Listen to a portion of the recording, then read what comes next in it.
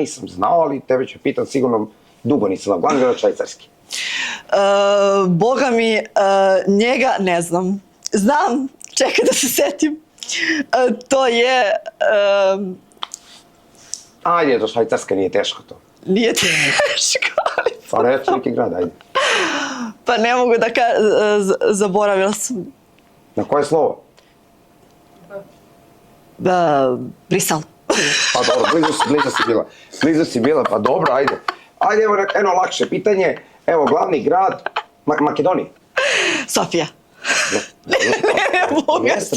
Ne, Bugarske je Sofija. A glavni grad Makedonije? Makedonije je...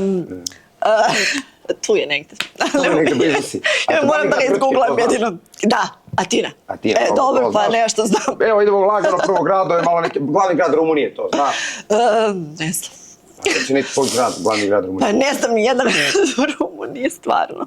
Ne, ozbiljno. Ozbiljno. Pa nije Sofija. Pa sad je Sofija, nemoj sad... Ja ne mogu da googlam, pa da. Ajde.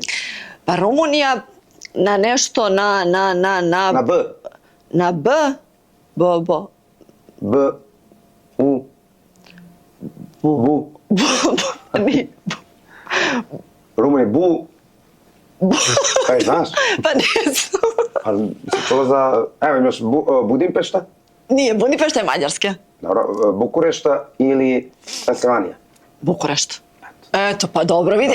Kad ti malo pomognem... Sa ABC bi znao. Da, kad bi znala sa ABC, to glavni grad. Gde se održavaju sad olimpijski